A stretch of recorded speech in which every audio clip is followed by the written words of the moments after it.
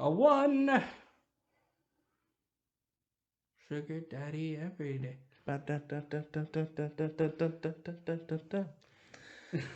Shout out to Foozly. Foozle, you're killing it. Yeah.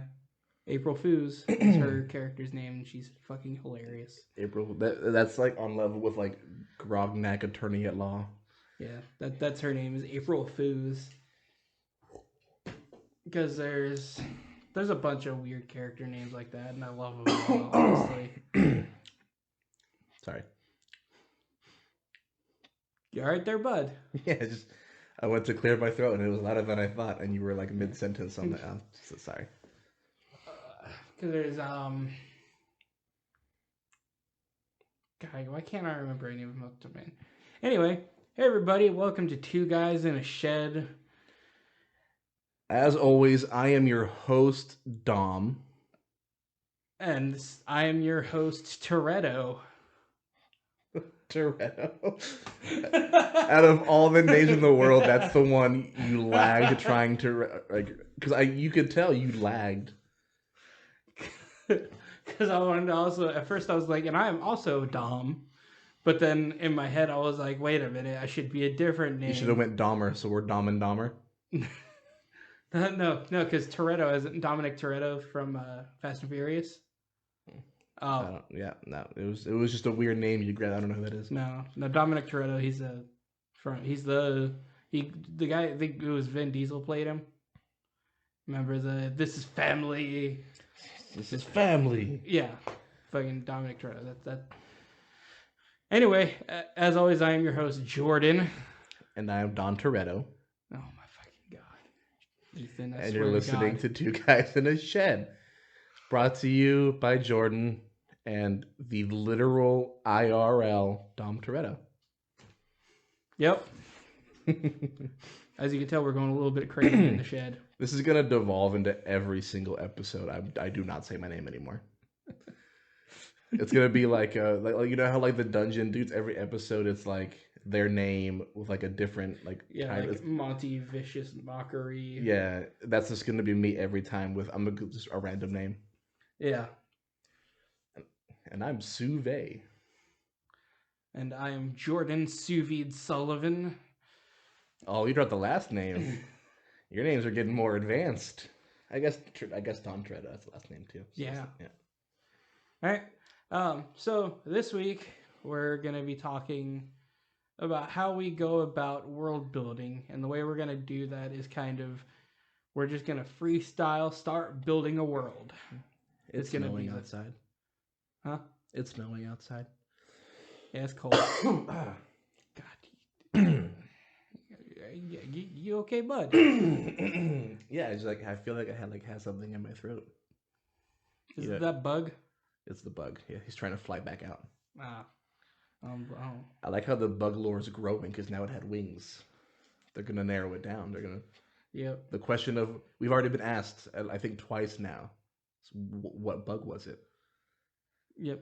And you internet sleuths will figure it out one day. It was edible? ? Edible ? And it had wings ? What are wings? Anyway, yeah. So I'm Don Toretto, and today we're talking about building some worlds. Oh, that one's gonna stick like a tire on the interstate. Just I'm hanging on to that one. I'm gonna get a hat that just says Don Toretto. It's Dom Toretto. Dom Toretto. It's his brother. Oh, Donnie Toretto. Yeah, he loves D&D. Big fan. That Donnie Toretto. Oh my god. Like imagine the next Fast and Furious. Like it's the whole family barbecue, and in the corner it's just like some nerd who really just wants to play D&D. Yeah, you guys want to play some D&D? Yeah, I brought my dice. I can let you guys have cars. Well, actually, they would be wagons, but we can like pimp your wagon. Yeah, we can make it lower, get some nice coilover springs on it for you, and I like a lowered wagon. A lowered wagon with like, yeah, this baby's got a full 1 horsepower. Isn't it 2 horsepower per horse? Isn't that the? I don't remember. I know it's 300 ducks per horsepower. It is 300 approximately. That Approximately. does include like I think they round it down. Yeah. Is a, how much? A better way, a faster way to Google it. How much horsepower does a horse have? Well, being that horsepower is actually a motive of torque times RPM times whatever the random arbitrary number is or whatever it is, I feel like there hasn't really been, because horses don't really have any torque. So the horsepower number is kind of going to be off. It's going to be like 1.36. A horse can exert 14.9 horsepower. That's impressive. Over a short period of time, it says. So, I mean, you can't really gauge what a living thing can do. Well, yeah, because so the way cars work is like horsepower is like a scale. So like at 2000 RPM, your car, I think your car's peak horsepower is like 195 or something like that. It's a lot, yeah. But like at 2000 RPM, you're probably sitting at like 85 horsepower, because it's a value of your torque times your RPM divided by some arbitrary number that I can't think of. But yeah, so yeah, your car's peak horsepower may be 195, but what you see is never 195. Well, then a horse's peak horsepower is about 14.9. That's interesting. That Things you'd never thought you'd learn on D&D podcasts is how horsepower is calculated and how much. Well, I am Dom Toretto, so as this apparently special guest star, it only makes sense that cars are brought up. Fast. Yeah. How much horsepower does an LS have? 340.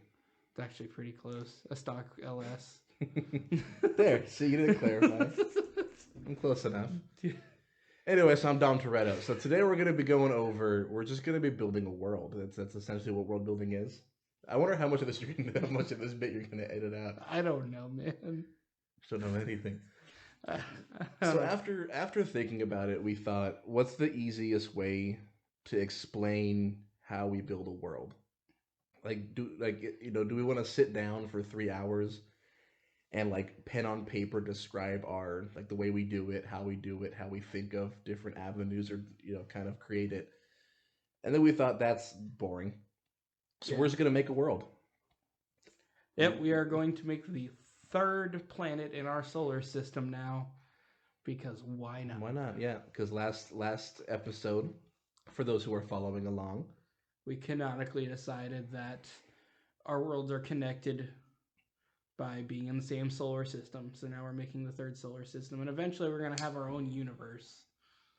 We're going to have like 50 different planets, and it's a big world. Yeah.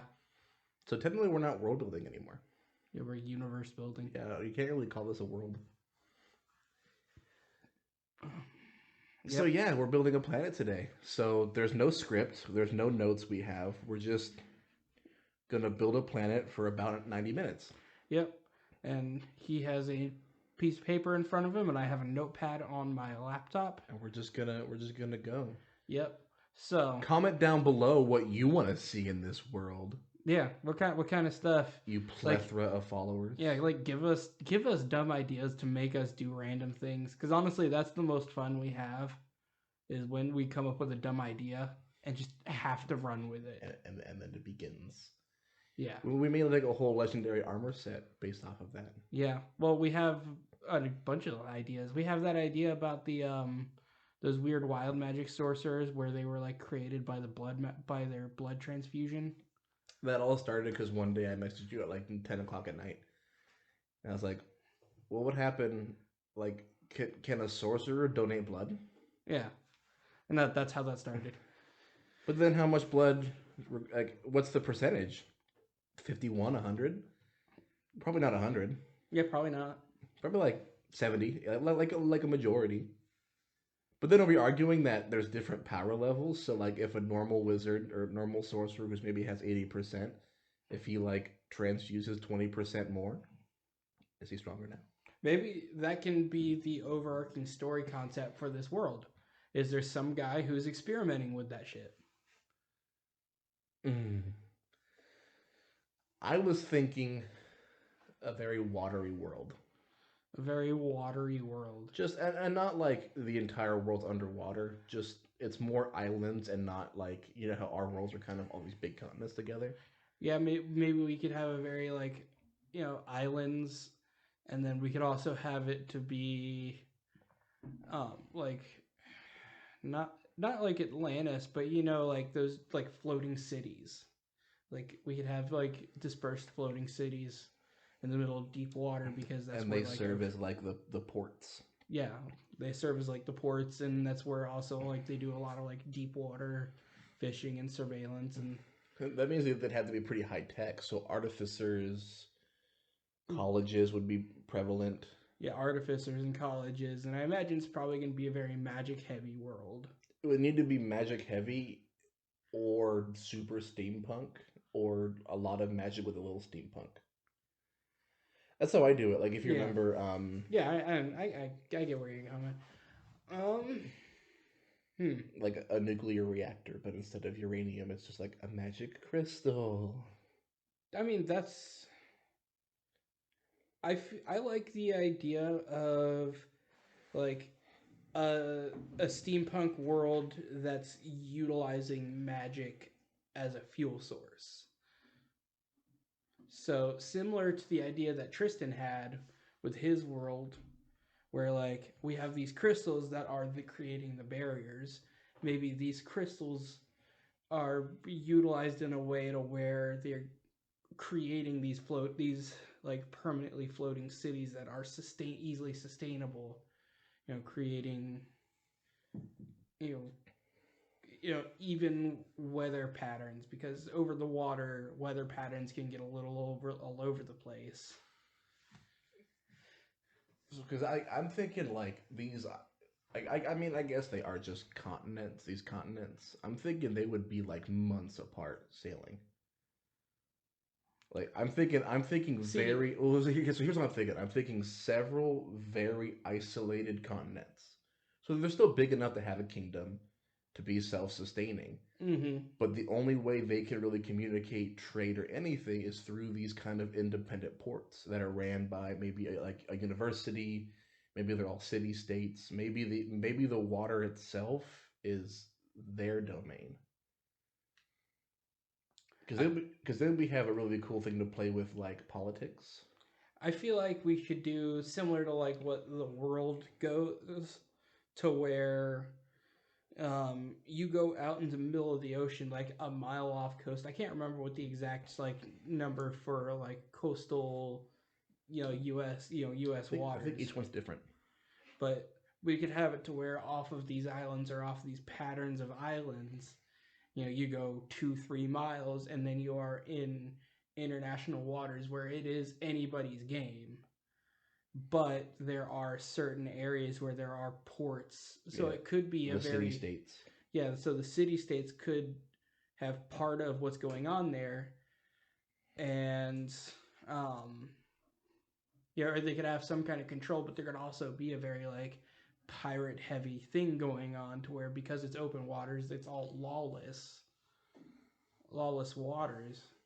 And you could have the idea of, if your flag is flying on this boat, that boat is your property, or that your land, but you're in international waters, so anything can happen. You're not really protected.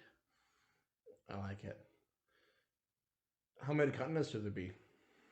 Thinking five. That's what I was thinking. It was around 5. One kind of to the north, it's colder. One kind of to the south, also colder, and then just kind of three. Like I'm thinking like Antarctica, kind of Central America. Like if you're looking at our world, where would they be placed? Yeah. So like I'm thinking one in like Antarctica, one kind of where like Central America is, Mm-hmm. Russia, kind of one down in Australia, and then one almost around Africa. Yeah. Yeah, I think that would be an interesting dichotomy, and that gives plenty of space. And I think what for like the northern like frozen wastes, that one could be like the waters are frozen around those islands, so they can travel from island to island by like sled, I like it. and nobody really lives on the water, but they can travel the waters very easily with via sleds and all that. And honestly, even though D&D is not super set up for it because the characters don't start off with equipment to handle cold weather, I think starting our campaign in that cold weather area would kind of be interesting because I don't think either of us have ever done something like that where it's like you're in a cold area. Yeah, they've never started there. I've had them have to like I think they had to go get a poisonous plant from like a nearby mountain peak, Mm-hmm. and it was super cold. So they all had to purchase like cold weather gear. Yeah, I've had to do like we did cold weather gear, but I've never started it off to where like, hey, you guys might want to like have cold weather gear on your character sheet. Like, I'll let you guys pick that out. Maybe do it toward they get gold and they have to spend it. They don't get starting here; they get to pick and choose. That's also something we've never done. I is make you guys roll for gold. Yeah, roll for gold and then give them an actual like printed sheet of stuff to buy. Yeah, and that gives their characters a little more customization. Yeah, it lets them be a little different. It gives us a little more control. Yeah, yeah, that would make it to where like as long as we preface, hey, it's cold where you're gonna be at. Maybe they'll Or think. they'll ignore it and die of hypothermia. Yeah. So let's focus on that cold area just because that sounds like fun. Um. So what would be the capital city? Would we keep the capital city like at the edge of the ice? I don't even know if it would have a capital city. I mean, living in a cold area, that would be almost like everybody would have to be just self-sustaining. Well, I feel like not like everybody would have to be self-sustaining, but I feel like there would be like a larger city near like a port or something where things travel through to get to the other continents. So I'm kind of picturing it like several islands that are kind of larger, but then all the water's frozen around it. So like you cross ice To get to them. to get to all these different little islands. Yeah. And I mean, it essentially makes one massive continent. Yeah, but there's a lot of barren area between there. Yeah, it could be days in between some of the various. Yeah, so they would have to be self-sustaining, but like in terms of world economy, they would have to have some kind of ability to trade with the other continents. And if they're trading with other continents, it's going to route through generally one city or one of those little city things, and that's generally going to be where the bigger city is. That's what I'm referring to as the capital. Like it might not be the capital where like the ruler of the kingdom lives or the continent lives, but it's more that's just where the most people congregate and are at to deal with trading, deal with international bullshit. Yeah, so I'm because I'm thinking the north, that northern area. I'm picturing it much more tribal. It isn't like there's a mayor or a jarl. There's just a tribe that lives in this area, and the tribe has a leader, Mm-hmm. and it has an elder and very simple things. But I'm thinking like it's kind of a very rugged area. So I'm picturing it to where they're too busy to worry about who's the boss. They don't care. Okay. They care about putting food on the table, making enough firewood ready for the winter storms. Like I'm thinking it to be a very rugged Well, area. it wouldn't be really firewood in that case, because if it's cold enough to keep like lakes frozen over time, there's not really going to be a lot of trees growing. Like there'll be trees growing, but it'll be like very sparse, and they grow real slow. Hmm. So I feel like a lot of their stuff would have to be like seal hunting for clothing, and The blubber the blubber. for creating oil. That's even more so. Then that means they'd have to be like they're so busy hunting every day that they don't have time to Trade fucking and care about world politics. yeah. They don't give a shit. Yeah. It's kind of back to the old days where I mean it's probably pretty rare that they even hike across the lakes anymore. Yeah. Yeah, it could be seen as like a maybe once or twice a week somebody comes or goes. Yeah, so like they have like a preset trading thing just because you have to. Yeah, because Because the ones who were on the larger islands, maybe even there's a the some of the islands are so big where there is a chunk that is forestable, and maybe some has some mines like they can be very large islands. yeah, I mean, and they could be days across. yeah, So we could and that would mean that they would have to trade because if you have let's say our main city, which is going to be the capital, that's just convenient. They yeah, would they would in this world in their eyes that would be the capital. yeah, They wouldn't call it that, but that's what that would be yeah, and fundamentally. it's just the large city. People who from the outside are like, oh yeah, this is the capital, but really it's not the capital. It's Yeah, just kind there's of so, it's just kind of an agreed upon area where all the tribes send their stuff, and maybe once every 20 years, give or take, they have to meet up to discuss something. yeah, so maybe with that idea, I feel like that large city would be kind of central to everything. It would be in the center of all that stuff.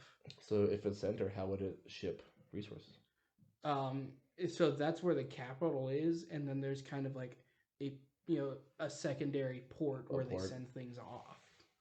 Yeah, because like I said, they would have to have a way because there's going to be a thing where whatever tribe owns the island that has the iron and the limestone, they're going to have to trade with the ones who are closer to the outskirts of the water who have more hunting. Yeah, And there's gonna be times where those groups, these groups, again, it's all about self sustainability.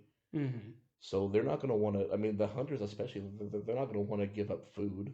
Yeah, So they might not send enough food. So now, the guys who maybe they live off, some greenhouse, they have just enough food they make themselves.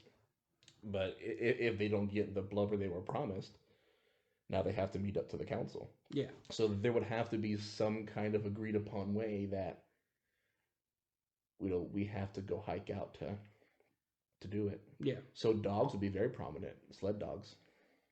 yeah. Sled It would dogs. have to be. Every tribe would have to have like honestly a dedicated husky breeder. Yeah, I mean, because it's fantasy world, do we want to just like homebrew some cool creature that's different? Honestly, how often is there just like dogs? That's very true. Like when's the last time a husky was in D&D? I don't think I've ever seen a dog in D&D. Now, don't get me wrong, they don't all have to be dogs. There could be a tribe that has night stalkers Yeah. or phase beasts or blink dogs. Mm-hmm. We could be a little creative with it, but I imagine, you know, dogs are prominent. Yeah. Yeah, and the way I'm kind of seeing the like trade network, I guess, is how you would put it. Oh, the paths going between towns is it's very they all go central to the capital city, quote unquote, and then there's also one road that goes down to like a secondary port town that was created Yeah. after, because I see like these tribes were kind of not separate, but kind of like isolated from the rest of the world for a long time. Oh, generations. Yeah, for generations, and they were all just congregating in this capital, and then all of a sudden one day this weird guy from a foreign place showed up and was like, hey, we want to trade with you guys. Yeah, and he brought charcoal, Yeah. uh, And maybe that's where like now, oil. yeah, and maybe that's where a lot of their like why they want to trade foreign comes from. Yeah, because I mean, they would need lumber because even with us saying that there would be wood there, not enough to farm for firewood. but Mm-hmm. enough to build, they would still need, more for boats, buildings. Yeah, yeah. Like there's a need for trade. So with that, what is there like? What thing could they export that like is valuable to the other people? Is it like they find whale skin clothing attractive, whale Yeah, I mean, or like seal leather? the pelts would definitely be one. Pelts and leather. Because, I mean, Mm-hmm. there'd be more animals there. I'm Yeah, imagining lots of. Again, and we could even get creative there. Maybe they have like a very rare, like, snow dragon where it's smaller, more like car sized, just fuzzy dragons that are, they're Arctic dragons. yeah, an Arctic dragon where And they're seen nowhere else. They're only on this, this continent. yeah, And to them, it's just something they hunt. I mean, hell, they could not even like them. They're like, the meat's kind of gross. They're a predator. yeah, the The, meat's gross and the everything's fur's gone. cool, but polar bears also have white fur. Yeah, They're kind of a nuisance. I mean, some are nice. We can get kind of creative with, maybe there's clans of these snow dragons, and that could lead to, maybe that's where the story comes in. Maybe they like on your way to hunt these beings, you've like maybe a recent clan's been under heavy attack by these things. yeah, or maybe we're sent to kind of be that diplomatic, create that trade agreement with the foreign kingdoms. Yeah. We were sent to either protect a diplomat or something along those lines. To help, I would imagine everyone can fight. Again, within such a rugged place, Yeah. kids are being taught to hunt and defend themselves in frigid waters at age of 6. Well, no, it was the characters that are made, the PCs, are from that foreign kingdom as well. Oh, so we're throwing the players who are foreign to this continent into this continent. Yeah. So they are there to garner this trade agreement, and they I like start it. off by doing like little things to gain the trust of the tribes. Yeah, because they don't give a shit that you brought them chocolate. Yeah, like But help me, mom, bring in the steel blubber from outside. yeah, yeah, Farm the rep. yeah, and like do like little things like that, and eventually like after like doing 2 or 3 major things for like a village, they can like have or like there'll be a larger overarching thing like, hey, we've heard stories of this group, these like they're a nuisance creature, but they're hard to take care of these, we call them, something weird. But and then Yeah, we've discovered that they're Arctic dragons, where they see them as a nuisance, but back home, their fur is super valuable. yeah. I mean, a bunch of it would be super valuable. Fur. The bones, because I imagine like the fur and like the leather made from it would be like similar to dragon hide. Mm-hmm. We could do it to where like maybe the dragon has like a gland that helps manage temperature. Yeah, And now there's now this industrial resource it can make as well. yeah, that could probably be like the gland, or maybe like the gland produces this chemical that like almost does like what liquid nitrogen does, for like cooling, so that they can run things that are hotter, more extreme, and keep them cooler because of this gland Or from these. or it could even do both. It could be it could regulate temperature. Yeah, it could overall regulate temperature, but I like the idea of it's like it just acts like liquid nitrogen, to where we have like liquid nitrogen cooling in the system that needs to stay. And it's easy to make it not cool. Isn't to not warm up. Yeah. I like it. What would be cool is to find a way to trap them on this continent, Mm-hmm. to where they can't just like get back on the boat and leave. Like they get dropped off, they go to the capital where they get kind of brushed off. It's like, you know what, you want to trade with us? Go. You want to earn our respect? Maybe it's a thing of the boat, you get dropped off, and the boat Boat's not says, back for. yeah, and the boat says, we can't come back for another month or 2 months because And the then maybe way, stuff happens and it's gonna take longer. yeah, like maybe they can't come back for another month because the boat routes that the route they took on the boat is going to be frozen for the next 3 months, so they can't redock. And then you get told that while the boat was on its way to come get you, the local city state port decided to change their regulations, and now there's a political issue with your kingdom and the trade route. Mm-hmm. So now as the DM, we can just use that to drag along however long we want to keep you there. And that could make it to where they spend all this time like trying to figure out ways to get off the island, or they're like Embracing it. they embrace it and kind of get to know the people, and then So I'm thinking our party lands at the port, and they were not told what to expect. So when they just see a bunch of people covered in like hides and leathers mm-hmm. walking around, there's no guards. They're mostly ignored, almost shunned. So they then make their way to the capital, where they were told to meet someone who they were. And I feel like there's gonna be some kind of like, story stuff going on, like fighting and things like that going on in between. Oh yeah, with I'm imagining several tribes. Yeah. So there would be maybe two are at war, and you show up and you go to the council meeting, and they basically tell you to fuck off. They don't care at all whatsoever. Mm-hmm. And eventually you'll be like, no, please, persuasion roll. Think of all the good we can do. Then you can make them. They don't have to go to every single tribe village Mm-hmm. and convince the village that this is worth their time. You convince my people you're worth the time, we'll sit down with you. So now we have many sessions. They're all different because the travel you'll travel there. Yeah. You'll get to where it is, and this town. Oh, this is the tribe that does all the seal hunting. So now you're like, you want to prove our point? Well, let's see how good this longboat is at hunting a fucking seal. Go. I'll wait. Yeah, it turns out their skills are like CR6, fucking scary things. Yeah, so we throw them, essentially because we have experienced players, so they would be thrown into the deep end here. Mm-hmm.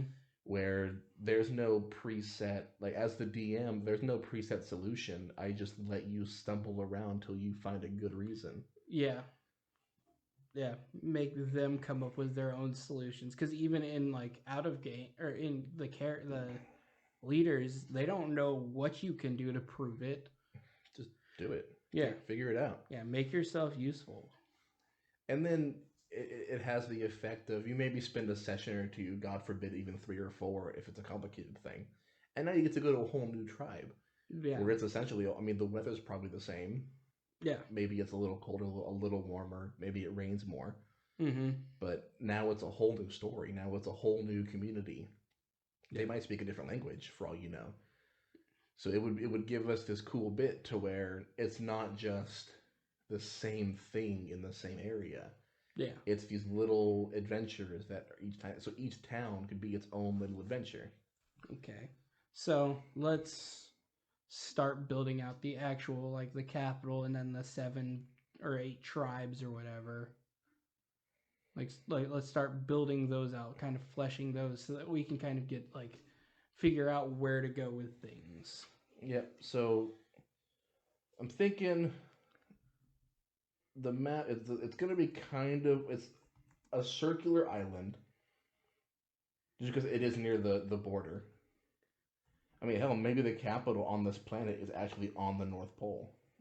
So I'm picturing it like if you look straight down at the planet, you see this. I mean, it's a little more oval, but kind of circular, just smack there at the top. Mm-hmm. And for map building purposes, we could drop it to where the very northern point of the island's the North Pole. Mm-hmm. But I'm imagining it a little stretched out, so kind of like how we see Antarctica on our maps. A little bit, and then again, like we said, the middle would have to be some kind of main city. Mm-hmm. Yes, some kind of central area, and then we would have probably the southernmost point of this continent is the main port, which would be the path of least resistance from the capital to the coast. Yes. It would follow the least, that way the easiest trading. Maybe even some kind of primitive transport system. Maybe that's where we have the special beasts that do the transport. Beast that can haul just an outlandish amount of weight, Yeah, and but attached to them are these massive sleds so they can haul thousands of yeah, pounds. sleds that are the size of houses almost. Yeah, it's just a giant sled just filled with supplies. Mm-hmm. Almost like a cargo ship of today. But it's just these giant sleds pulled by this massive beast that can handle this. I'm kind of picturing like what was that thing in Star Wars where he cut the belly That's open? exactly where I was thinking too. I was thinking kind of like that, a little fatter and more polar bear-y. I was thinking something pretty large too. Maybe something around the size of a car. Oh, I'm thinking A lot bigger. like think a large polar bear times it by 3 and make it fatter. And then add horns, So you're thinking claws. almost like mammoth. Yeah, but it's a large, very aggressive polar bear. Like it has horns, talons, claws. Its fur is darkened with blood from the countless things it's eaten. I was thinking some kind of like, yeah, a carnivorous like mix between a giraffe and a mammoth. Something that like sits up high so that it can see a long distance, and is also it's a carnivore because that's the only thing it really is going to survive out there. And I'm picturing, imagine like you're level, we do 2 or 3 off the boat, and one of the first things you see is this massive beast who does not recognize you. It might even like lunge at you, and like it's like a handler stops it. Mm-hmm. And we describe how its fur is literally stained with Blood of its prey. just whatever array that you assume. It leaves cut marks in the ice as it walks. Yeah, and then you get described a sled the size of a house where a bunch of men are unloading these items onto a boat. Yeah, it looks like I'm picturing like several hundred square feet of just kind of flat sled with a bunch of just poles and then a second sled. And they just have just rope nets hanging off the sides. So then they just fill it up, fill the top off. It's all roped and tied down, and then whoosh, off you go. Yeah, that could be that would be cool. A cool visual too. It's just this giant, just honestly, it's too unique to describe this giant hulking beast that like walks on all fours Mm-hmm. with tusks and claws and talons, and it just looks terrifying. And yet it's hauling Yeah. 1,200 square feet of raw resources, and it's just out for a walk. It doesn't even seem to be straining against it. Yeah. And now the question is, holy shit, these dudes can tame these things? Yeah. Like, what else do they have? Can we get these things where we live? Like in their heads, they're like, can you imagine? Like, what if we had these to protect our kingdoms? Yeah, I think it would be interesting because if the party knows they're here to make a trade deal, they might make characters that are kind of about that. Mm-hmm. So that's the only info they get. So they show up thinking they're here to establish a trade, and it's these tribes. And I'm imagining each tribe has something that to them is so simple. Like to them, the guy doesn't think about driving the supplies.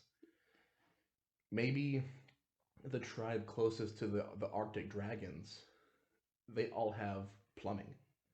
All their little cabins have running hot water Mm-hmm. because they've just They have like a geothermal vent near them. a geothermal vent, or and like between the vent, and they've used the like supplies from the dragons to manage temperature and you can use it to create pressure. They to them it's just resources they've had, but to the outside world it's baffling. Yeah. Because I don't want them to just be dumb tribals. Yeah. But I want to tell the party you're there to trade with some tribes. You are a luxurious kingdom. Your king has sent you to establish a trade route with some northern tribes. Yeah, like they say it tribes, but it's like, small town Ohio where you're the idiot. What do you mean you don't know how to ride a quenya? It's Then fucking walk, I guess, dumbass. yeah, like yeah, where and they like come up with these ingenious ideas to fix simple things or fix complex things. Where I want them all to drink a very powerful alcohol. Like I don't want to call it fire water, but I'm imagining like to them it's like literal fire water. Like it's moonshine that warms your body. I mean, that would be brandy, yeah. I guess yeah, but it just is like 180 proof. Just it just melts things. And all these people just when they're at work they open their little mammoth tusk thermos. Yeah. Okay. And that could be another thing that becomes like a trade good because it becomes super popular with nobles who are like, oh yes, I drink only the drinks of true men. and they find out it's like fermented in seal bladders or something ridiculous. Yeah, it's like you don't want to know how this is made, man. Just drink it if you want to drink it. It's pumped through Arctic dragon carcasses. No, see, I don't want them to be already killing the Arctic dragons because there's no point. They don't see killing the Arctic dragons as there being a reason. Well, they would be killed whenever they're a nuisance, when they're because hunting livestock. Yeah.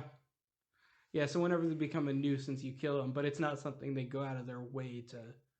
So they would know some of these things. They would know that, hey, oh yeah, these Arctic dragons, they don't decompose, so we use them to ferment fire brandy. I like that, like fire brandy. And like, why is it called brandy? And be like, well, who do you think tried it? Yeah, the old tribal leader Brandy. Yeah, Brandy made it. It was kind of gross, but it was pretty good. Yeah, like it kept us warm. Yeah, that would be a big export. Mm-hmm. Like, I'm thinking it could be so well liked that, like, a barrel is several hundred gold. Yeah, but these people just make it. Like, they warm it up over a campfire and they just toss it into the. Like when they toss that coffee mug to get back to work, yeah, they just threw like 11 gold pieces worth of just the finest fire brandy. But these guys are just like, yeah, but whatever. Yeah, I drink it every day. Yeah. Do you want my thermos? I'm okay. The party's like pouring it into their bag. Like, I'm gonna go sell this, but then like eventually they come to be like, yeah, whatever. It's gonna be. I want to see how much this would have an effect on a party. Like, if we spend 20 sessions here doing all this, are they gonna go back to the capital and be like, "Now we're cool now"? Like, they're gonna just be all these rugged survivalists. Yeah. Yeah, that would be an interesting dichotomy of like how they react to going back to the capital after 3 months, because it's like when a country guy or like a small town farmer goes to a huge city for like New York City for the first time. It's like sensory overload. Like they could, because this is going to be such a pivotal moment at the very beginning. They're all going to make these very intricate characters. Mm-hmm. And then for all we know, before we even get to like the main story, they could be entirely different characters. Yeah. Because we're putting them through such a honestly daunting bit. Like, this is not going to be an easy thing. Yeah. They could die traveling to the next town. It's a very challenging existence. Yeah. Obviously, in terms of gameplay, it's super easy to just travel is safe between these tribes. Yeah, but like it is known that, hey, this is a very scary place. We are sending you guys because we know you can do it. And you're expendable, but you can do it, yes. Yes. Try to find out what happened to the last ones. Yeah, don't just ignore what happened. Yeah, just don't drink the, and then they get cut out. Yeah. Like the door closes and they don't get to hear what the king says.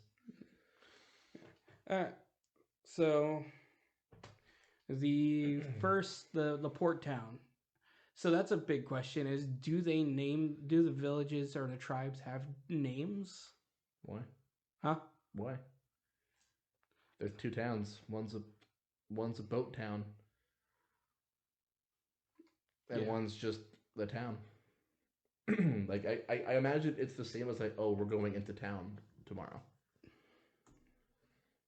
Okay.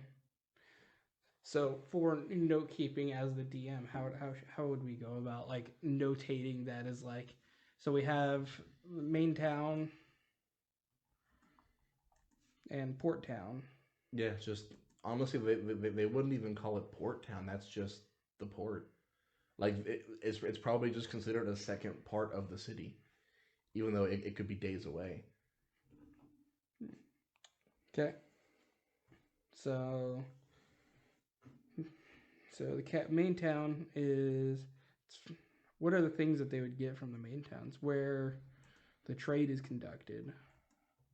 So the main town would mostly just be like, it wouldn't even really be a big established town.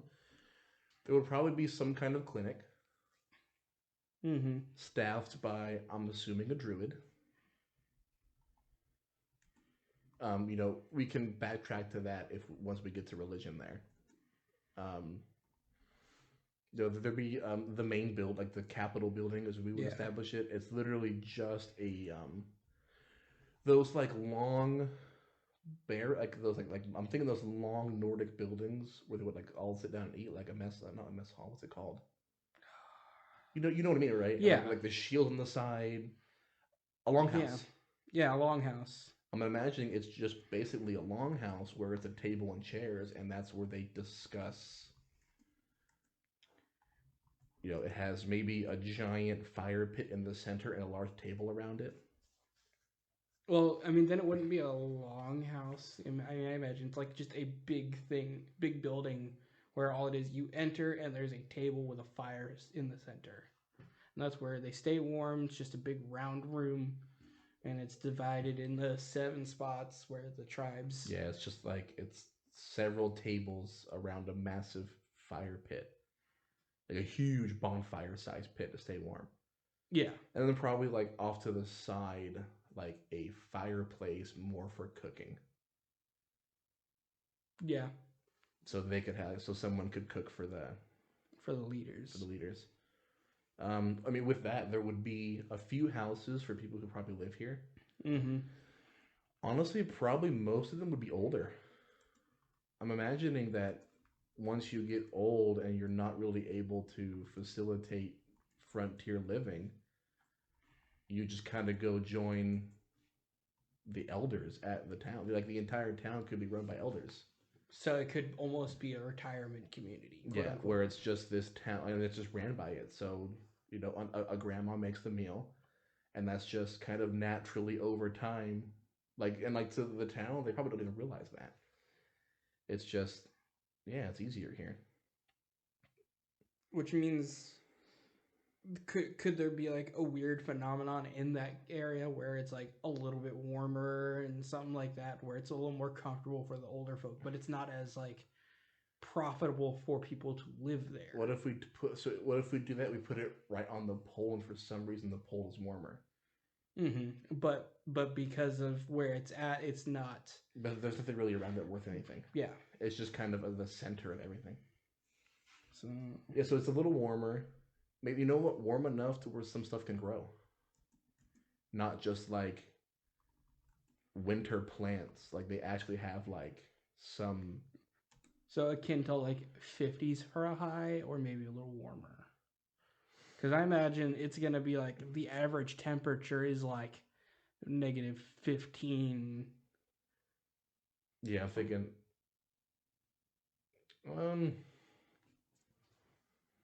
Yeah, I think -15 is a pretty good. I mean that's just ballpark. And then during the winter, they have these freak winter storms that could drop up to like -40. That's why most of the year is spent preparing for their winter. Mm-hmm. Maybe it's their summer. These summer storms, as all the air around them heats up, it causes these freak reactions. So when the party shows up in spring, they think they're good to go. Yeah, because that's how the outside world Yeah. sees it. So we're leaving in the summer. That's fine. That's easy. And when they show up, they're like, you don't leave in 3 months. What do you mean? Like, no, the port closes in 3 months. Yeah, you guys might want to prepare. Honestly, you guys You don't should. look. You have blubber, right? No. Oh. Well, and the guy just walks off. that's Yeah. that's not his problem. So we got the main town. It's warmer there because magic. Because magic. Yeah. Because no one knows. Yeah. And like there's a to pause for a good DM tip is if someone looks at you and says, "Well, how is it that way?" I don't know. No one knows. It's a phenomena. Like no one understands. If you want to figure it out, well, you can start. Yeah, but I mean, there's been generations of people. They don't care why. Yeah. It just is. It's warmer. It could be geothermal vents. It could be maybe because the magnetic field is centered here. It tends to heat up more. There really could be Yeah. a bunch of way. Yeah, But because sometimes science doesn't understand, especially when you throw magic into it. Mm-hmm. Yeah. So fuck those people who were like, "Well, how's it work? If you can't explain it, then it's dumb." Like, no. Magic. Yeah, magic. Magic. All right. So we got the port town that directly connects to the main city. One straight shot. There's no other.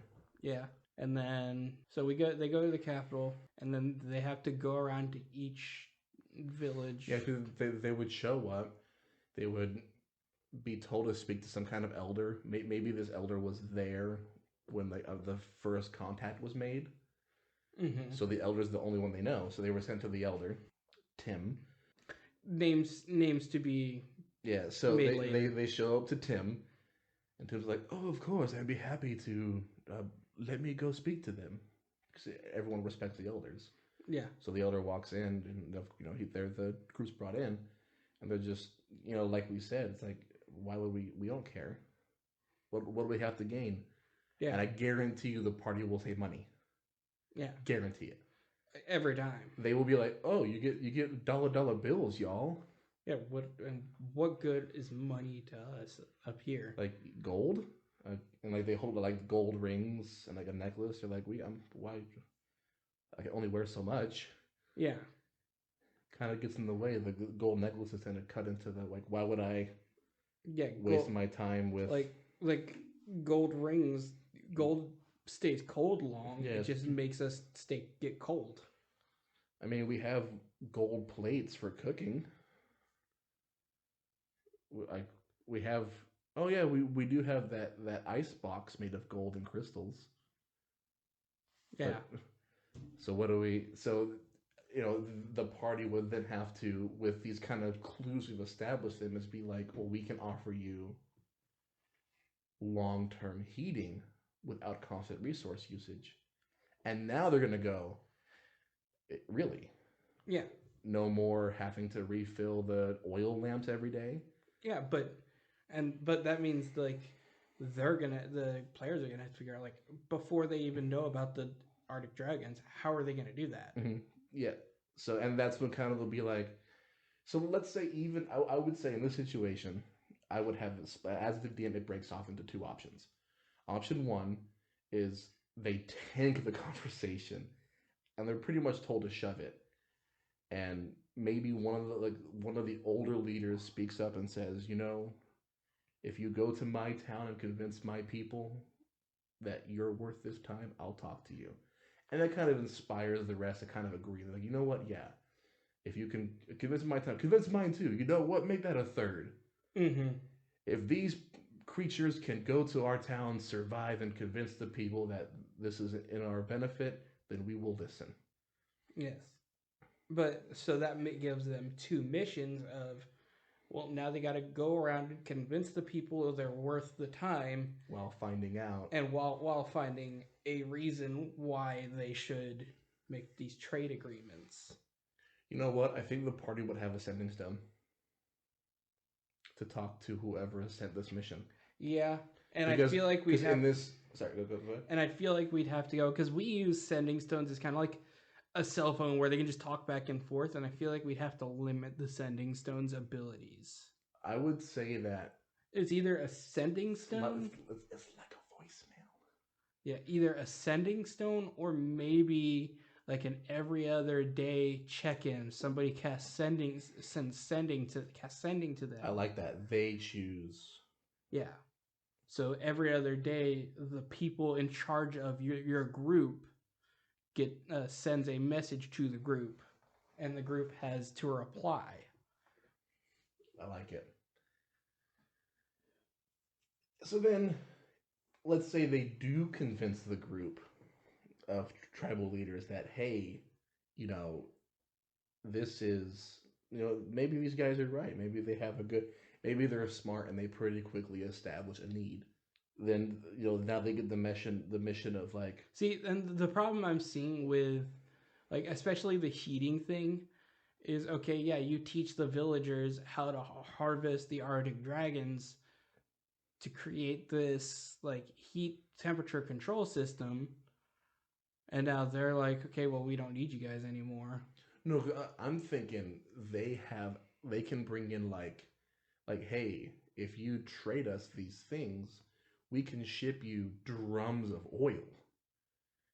To where now you just put, you have these drums somewhere in your tribe, Mm-hmm. and now heating is never a problem. You never have to worry. Never again do your people have to worry about what if we're out of oil during those winter months with the major storm when you can't walk outside. Yeah. Oil. Yeah, so they're trading backlogs of oil for resources. Like I'm thinking, yeah, I'm thinking the trade agreement is, raw resources for your raw resources. Mm-hmm. We can ship in, Yeah. like, we can ship you tens of thousands of pounds of dry firewood if you want. Hell, we can ship you panes of glass for greenhouses. There's lots of stuff they could offer them, which is where I thought of the sending stone, because there will come a time where they have to go, oh, can we offer that? Do we have glass? So them being able to reach out and talk to that person would kind of help them along the little path there. Mm-hmm. And maybe they can also offer, things that like the artificers of their capital have kind of learned of, like making their oil heaters more efficient and create the same amount of heat for less cost and things like that. Maybe they invented a wood stove, but that wood stove has that rocket stove bit in it. Seeing, so but it takes in a small house in a moderately cold, like still below freezing but cold day, it's 1 to 2 gallons a day for a moderately cold day in a small house, and then larger houses on really cold days will take 10 to 20 gallons of like oil or like blubber of oil to heat. So I'm thinking there's a thing of like, we give them things that help them lower the amount of oil, and then also give them a backlog of oil, like a rocket wood stove. Yeah. Maybe a system for, like that old system where you would have like a fireplace or a cooking thing and like a small like pit, like a little trench under your house. That trench heats up and heats up the floor. Yeah. And maybe it's also the artificers have invented essentially like how our, modern AC and heat works, where it checks the temperature of the house and only turns on when it needs to warm it up. So now the artificers give this technology to these people. Yeah, you place a temperature critical crystal or some kind of device, mm-hmm. some kind of magical trigger, where if it gets cold, it does something, and then you have this stove that senses that and it just kicks on mm-hmm. until the sensitive crystal stops reacting. Yeah. I like it. Yeah. So now, And that's good enough for these guys to care. yeah. So and maybe the um, guys going up there know that that's a thing that they can trade, and I think it's more of a mission of we need to find something that's worth our time to send it up there, but also convince them that it's worth trading. We should give them a decently long list full of random shit that they can trade and just sneak in some of the really good ones. Mm-hmm. So, like, we trade glass, this, temperature regulation equipment, this. So come up with a list of just random things that they're Yeah. saying you are allowed to offer this stuff up for trade.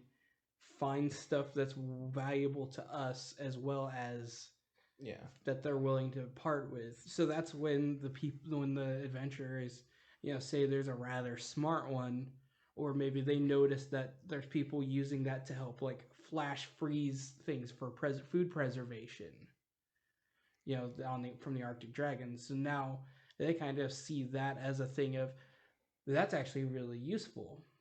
Maybe there's one person in the party is like a representative from the Artificer Academy or whatever, so that they are there to be that, like, what can we find up here that's useful? You thinking like maybe like an NPC bit that went with them? I mean, if a player doesn't fill in the, I feel like that's one where you would have to kind of talk to a player. Like if like you ran the campaign, I would make that Artificer, or if I ran the campaign, I would be like, "Hey, Ethan, can you want to play that?"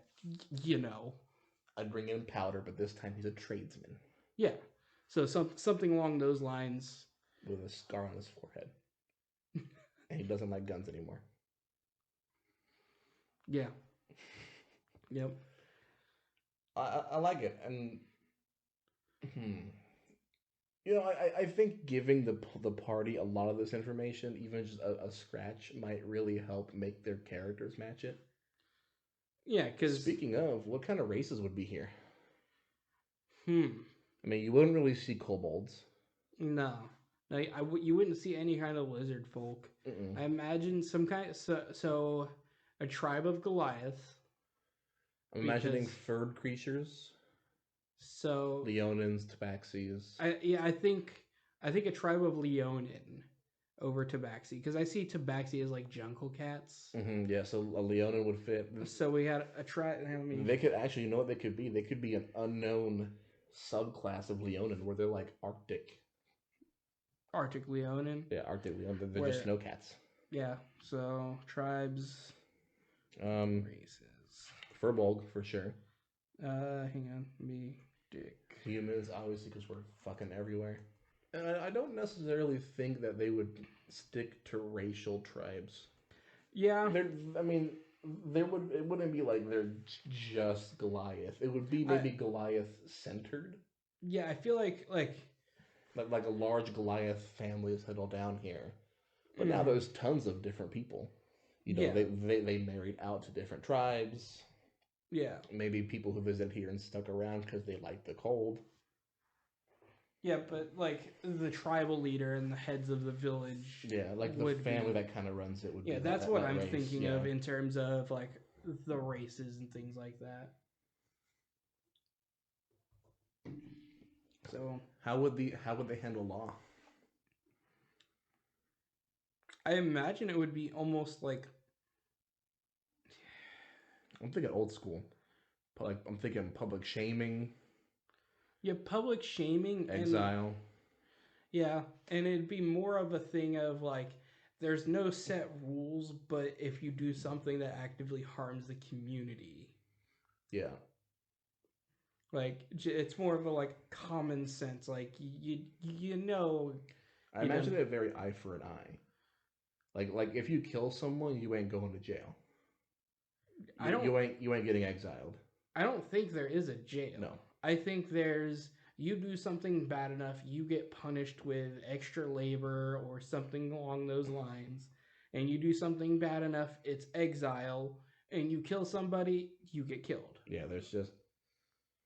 Ooh, now that means there's probably another tribe that does not trade with the rest, who are just exiles. The exiles know that if you ever get exiled, follow blah blah blah. There could be like an old trail.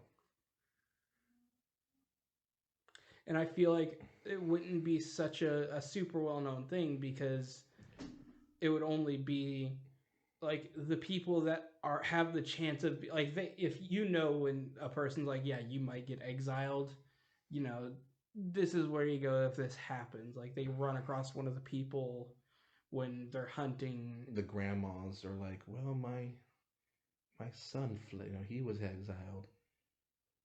Yeah. Follow the red linens. Yeah. She kind of walks away in her little walrus bone cane. Yeah.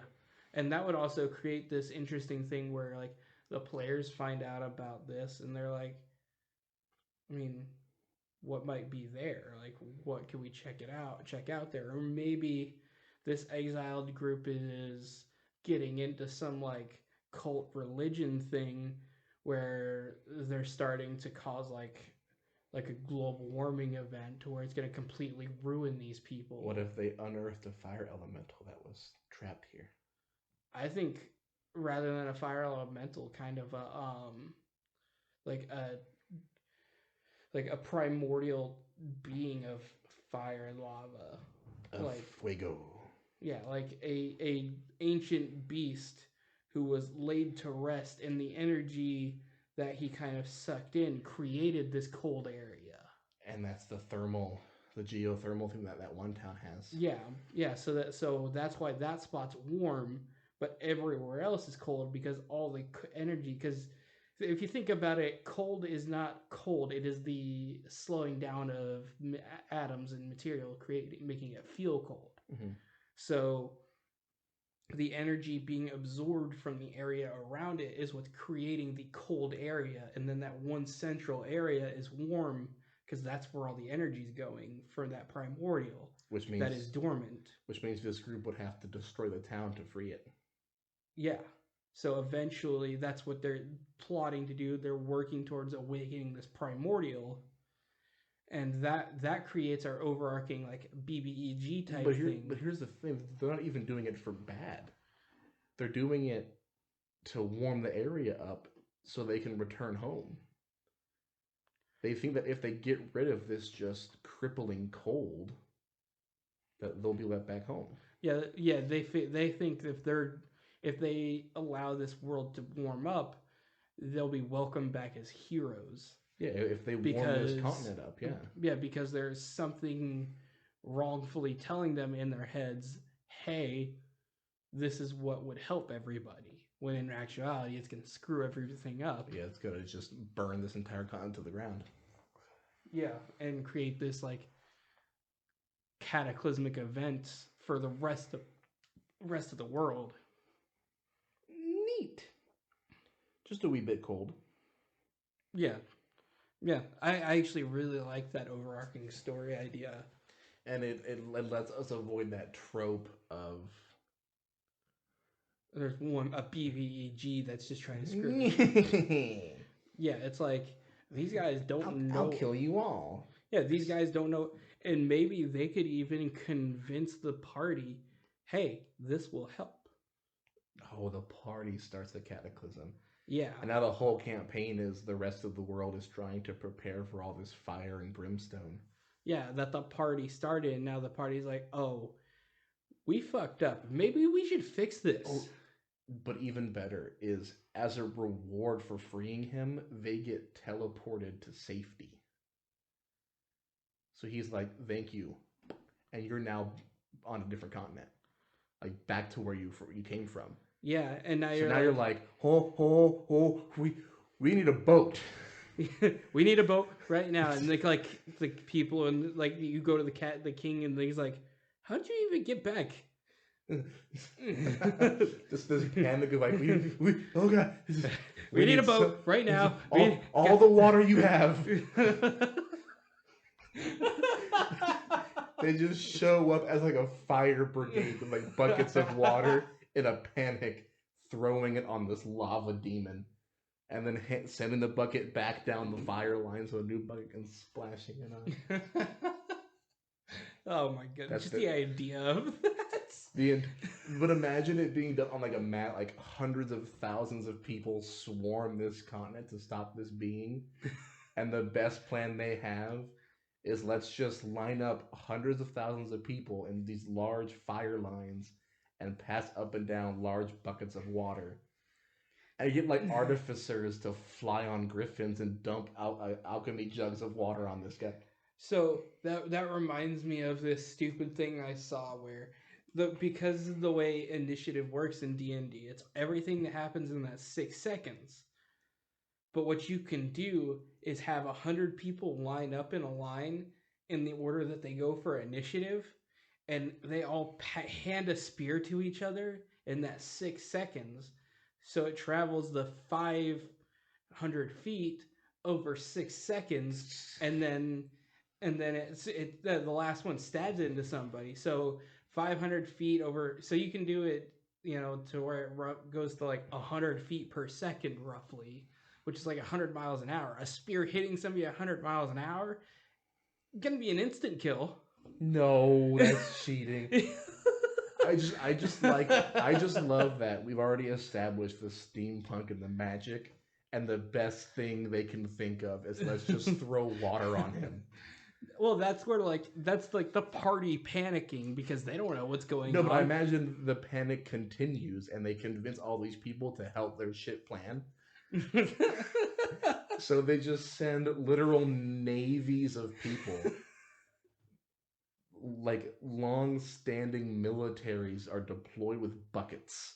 Yeah, and they try to convince the giant sled monster people to yeah, we're just gonna load a bunch of water in a giant bucket, and you guys just pull it down. No, normal buckets. It's all normal buckets. They're just so they're getting a long line, and there's someone at the very end of the line is the water. So they're scooping up a bucket, and they're sending it miles and miles down this line towards wherever this demon is, and they're just going splish, and then sending the bucket back down. And then halfway, the buckets pass, the new fresh buckets delivered up. Splish. And they send it back down. And there's this ancient primordial being just standing there. Think if you look up, I think it's Ragnaros from World of Warcraft. Well, I'm thinking he's like a fired torso, and his body is just twirling flame. Yeah. And imagine you're just like, who dares wakes the splish? Have you watched the Eternals yet? I don't think so, no. It's one of those movies where it's unfortunately you probably have to watch it if you care about the Marvel Cinematic Universe right now, because the movie is not good. Neat. But it's gonna play a pretty heavy role in the universe going forward. But the boss fight for that is essentially these guys are the Earth is essentially a giant egg for this new primordial being that is being born. And when this primordial being is being born, splish! The planet Earth will get destroyed. So the whole concept is they are... Splish. The Earth is starting to hatch, and there's this giant being that starts unearthing itself in the planet. And they get a large stick and they keep just poking them back down into the crust. Get, I said get. They just deploy a bunch of grandmas with broomsticks and just poke them back down. The range support is chocolates. Just he's throwing the chocolates. A bunch of moms just ready, aim. And it deals psychic damage. And imagine the edit of it's like a dark, dreary battleground. It's storming rain. There's lightning lighting up the field, and it zooms out. And you know that trope of the little ready, release, and that arch of arrows, but it's just chocolates. Just all right. So Whipple, please. I don't want to ask for fan art, but can you just Photoshop like a line of grandmas throwing sandals Yeah, but at people at a giant like lava monster. I'm imagining that shot of the arcing arrows, but instead it's just hundreds of sandals. And there's this army looking up, holding up their shields, as just that like that like Lord of the Rings trope of that just wall of arrows. But it's just It's sandals. just fucking sandals, man. And it's a very serious, so like in the video, it's like ready, aim, release, and they all just and they all make that little whistle. And maybe in the edit they spin, and they're spinning so fast they like catch fire like a shuttle re-entering orbit. So there's now this like rapidly just perpetual motion spinning chocolate just raining down. And you watch it like go through someone's shield and someone's full plate armor, and the soldier falls down. Like okay, they still react like arrows. I feel like it's getting beyond Whipple. I think we just need to call Corridor Digital. Yeah, I think it's time we hire. You think Joe Cat's still looking for some animation work? No. Yeah, do you know who Corridor Digital is? They're like they live in LA, but they do like movie effects type stuff. Like I have to show you. They did like Star Wars lightsaber duel that was really realistic and cool. Can they make a flaming perpetual motion chancla pierce someone's full plate shield and armor? Probably. They can do some really cool stuff. I'm ready. But yeah, we'll just contact them. Release. Don't even contact them. Just send them a clipped bit of this conversation, and then just be like, please. No explanation, nothing. And if they're as passionate as they should be, they'll be like, we have to make this. It's almost as good as like the line of infantry soldiers. Splish. And then sending down. Splish. It's just like a little like a bucket you'd find like in your basement. The 5-gallon Lowe's bucket. If it's even if 5 gallons is a generous number. They're probably like 3 by the time it gets to the end. Yeah, because we've established it's days away, so these buckets are traveling. Well, the buckets might have froze by then. Clunk. It's just like it's just you throw this bucket-shaped ice cube at a fire god, and I imagine he's just standing there like y'all done yet? He's waiting to release like fire wave and kill hundreds of people. And he's just like, this is funny. He kind of wants to see like, is this it? Just like every girl I've been with said. Well, everybody, I think that's all we got for today. We're stopping with splish and chocolates. So tune in next week, because for the first time ever, we actually know what we're talking about next week. Yeah, so next week we're going to kind of talk about... We're going to zoom out a little bit. Yep, so we've got the main continent. Now we're going to figure out how the rest of the world interacts with that continent, and maybe a little bit more about the overarching story of this ancient primordial lava being that's going to get killed by a bunch of buckets. Splish. You know what? It's canon now in the story. A military man, an NPC has to suggest this. 100%. A standard fire brigade. Yeah. And part like, what do you mean? Like, you line up all the soldiers, they pass up buckets up and down the line. Yeah, it just takes 5 days to get there. You said it's made of fire, right? Yeah. You know, it puts out fire. Yeah. Well, and by the time this like thing's done, it's like that guy lost his job. And then another guy's option is like, well, if we're gonna wake up a water primordial, the water will put out the fire, right, guys? Yeah, that won't cause a bigger problem. A bunch of like, because I mean, these continents are so isolated. Like the military commander of one of these continents has probably maybe done a war. Like, they don't know how to fight large scale. Yeah. Because they're so isolated. Yeah, like the commander got to be commander because he's good with finances. He's really good. I mean, he's good at leading the standing army, but all they do is like put down bandits and patrol and Yeah. Put out fires. Yeah. Yeah. He on the weekends he's a volunteer firefighter, which is why he has the idea of a fire brigade. Yeah. I enjoyed that idea. Splash. Splash. And just see how the party looks at these two complete idiots. Just so your plan is to wake a water primordial and then just hope they kiss and put each other out. Well, when you put it that way, it's kind of dumb. At least I'm not fucking splashing buckets on them. Hey, fuck you, Greg. And these two guys get a little. And that's how World War I starts. Yeah, Greg and Brett. they get fighting. I like it. Yeah, so that's it. We're okay. As always, I am your host, Jordan. And I'm Don Tribideau.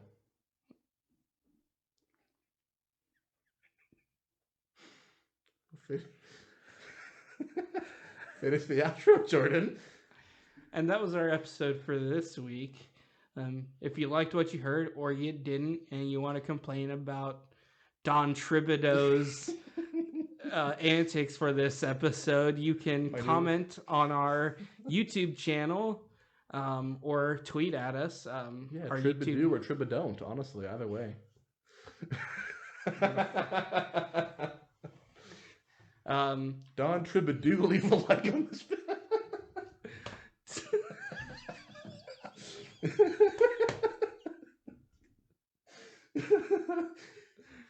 That is the dumbest thing I've said on this recording yet.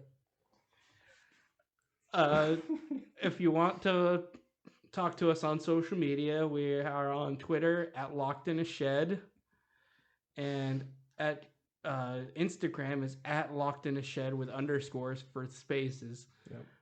I have a personal Twitter at JD Sky. Yeah, Triba, drop a follow on that one. Yeah, I post a lot. Yeah, not really. Otherwise, leave a like on our YouTube channel. Follow us on Spotify, please. Triba, hit that subscribe button. Can you subscribe on Spotify? You can follow podcasts. Triba, follow this podcast. Or Triba, don't. That's fine. Whatever you want to do. Bye.